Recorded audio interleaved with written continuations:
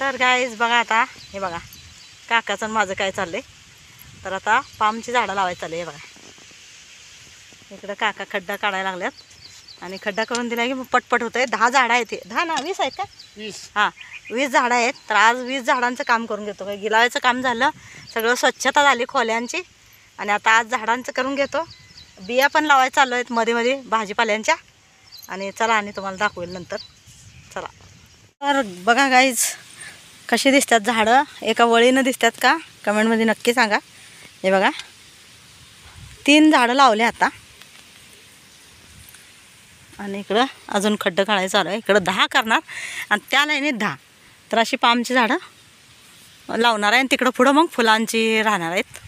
आणि जर कमी पडली तर नंतर आणि आणून पुढच्या बाजूला पूर्ण करणार आपल्या दारापर्यंत. तर गाईज बघा आज आम्ही हे झाडं लावून घेतले. हे बघा किती छान लावल्यात आणि हिरवीगार दिसतात बघा कशी. आणि एवढंच लावलं आहे, एवढीच झाडं लावल्यात तर किती शो आला बघा रस्त्याला आपल्या. तर असं हळूहळू थोडं थोडं आपलं शेतात म्हणजे फार्म हाऊस फुलवायचं आहे. आणि अजून बाकीचं अजून मी काय काय लावणार आहे तुम्हाला नक्की सांगणार. आणि कसं कसं म्हणजे करणार आहे हे तुम्हाला बघायला मिळणारच आहे. आणि आत्ता मी काय केलं हे बघा थोडे आपले टमाटरचेच बिया अशा मातीत हे करून टाकल्या. तर आता तिथं बघूया रोपं येतात का. आणि हे जे दिसते तुम्हाला छोटी छोटी 2 रोपं दिसतात ना, ह्यात गवारी आणि भेंडी आणि तिकडं आहेत ती वांगे आहेत. आणि कळणी जे लावलेलं आहे ना ते फुलाची रोपं आहेत. आणि त्याच्या इथं समोरच्या बाजूला इकडं पालक आहे आणि त्या साईडला कोथिंबीरची हे लावलेले धने लावलेले आहेत. तर कोथिंबीर पण आल्या आणि इकडं पालक पण आल्या आणि भेंडी गवारी हे पण जरा जरा रोपं आता छोटी छोटी दिसायला लागल्यात तुम्हाला दिसत असतात. तर असं हळूहळू हळूहळू थोडं थोडं हे बघा कसं रोपं दिसत असेल तुम्हाला हे इथं सगळे. तर आता ह्या समोरच्या बाजूला बघूया आता काय काय कुठले कुठले झाडं लावायचे. थोडे आहेत ते आता उद्या लावणार आम्ही. आणि हे आता चला आज एवढं केलेलं काम पाणी मारलं वर टेरेसवर जरा काल लावल्यात ना त्याला पाणी मारलं आणि हे सगळ्या कट्ट्याला पण पाणी मारलं आणि ही झाडं लावली. तर आजचं काम एवढंच केलं आहे का की आता आज आम्ही लवकर चाललो आहे घरी. काका थांबल्यात म्हणजे जरा घरातलं काम आहे आणि थोडं मसाला जरा तयार करायच्यात, चटण्या करायच्यात. बघूया आता आज किती होतं आहे. कसं होतं आहे कामानं थोडासा कंटाळा आला ना हात दुखायला लागतो आहे आणि मग कधी कधी होतं आहे कधी कधी नाही होत. त्यामुळे आता बघा चला आता जातो घरी आणि उद्या आणि किती काय काय जमतं आहे कुठलं काम इथं आपल्या शेतात फार्म हाऊसमध्ये काय काय करायचं होतं आहे बघूया आता.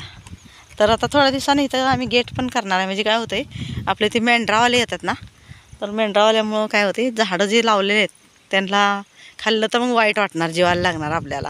आणि मग जनावराला कसं आहे ते मेंढरावाले लागतात कधी तर आत गेले आणि खाल्लं तर मग ते जीवाला लागणार जास्त. म्हणून तेवढ्यासाठी ही 2 जी झाडं लावल्यात ना पामची तर इथं आम्ही गेट करून घेणार आहे. गेट केलं किंवा आपल्या आतल्या आत राहते आणि हिरवगार दिसणार आणि झाडांना पण म्हणजे एवढं काळजी करायला लागणार नाही. आता घरी गेलं तर मग काळजी लागते शेळ्या खातात का हे खातात का. त्यामुळं ते गेट लावल्यावर मग जरा आपल्याला निश्चिंत तिथं राहता येते. तिकडं गेलं काळजी नाही, इकडं आलं तरी चांगलं दिसणार झाडं.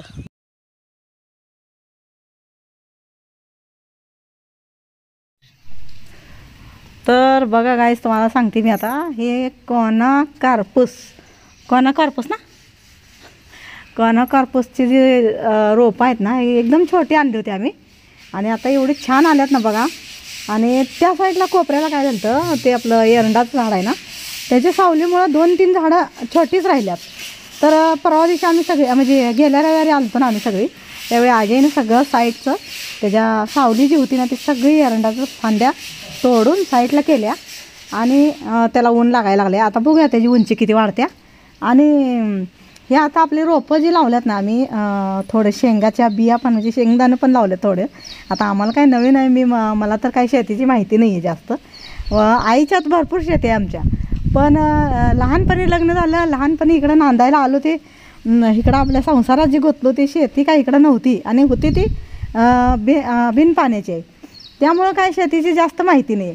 पाणी जर असतं तर तिकडचं थोडं केलं असतं ना जाऊन येऊन तरी माहिती झाली असते आपल्याला. आणि भरपूर माहिती झाली असती. आता जसं नवीन असल्यामुळं कसं विचारपूर्वक कुठलं लावायचं कुठलं नाही लावायचं तुम्हाला विचारतो आहे की कमेंटमध्ये तुम्ही पण सांगा. तर असं तुम्हाला पण विचारतो आहे आम्ही की हे लावताना आम्हाला काय माहीत नाही, तुम्ही सांगा कसं लावायचं. तर ते सगळी माहिती आता आम्हाला असती, म्हणून आम्ही काय करतो आहे आत्ता शेती घेतल्यामुळं काय झालं आहे, हे आपलं कंपाऊंड करून घेतलं झाडांचं आणि समोरची झाडं लावून घेतली आणि आपलं भाजीपाला थोडा लावला. आणि मी अंदाज ना माझ्या आपले वपे केले आम्ही दोघांनी, काकानी आणि मी, आणि मग त्यात लावलेत. तर भेंडीचे पण छान रोप आल्या, कोथिंबीर आणि पालक. तर दुसरी वेळ होत्या बघा ह्याची हार्वेस्टिंग करून आपल्या घरचा भाजीपाला आणि आपल्या शेतातला. थोडंसं शेत असू द्या त्याच्यात आपल्याला भरपूर काय आपल्याला अनुभव घेता येतो आहे आणि आपल्या अनुभवानं या आपण एकमेकाला विचारून करता येते आपल्याला. काय म्हणजे करायला येत नाही असं काय होत नाही. म्हणजे कसं आहे माहिती आहे का, मुमकिन सगळं आहे, नामुमकिन काही नाही आहे. जर केलं तर आणि मनात घेतलं तर सगळ्या गोष्टी जर करायच्या म्हणल्या ना, मनावर घेतल्या ना, तर सगळ्या गोष्टी होत्यात, करायला येतात आणि शिकता पण येतात.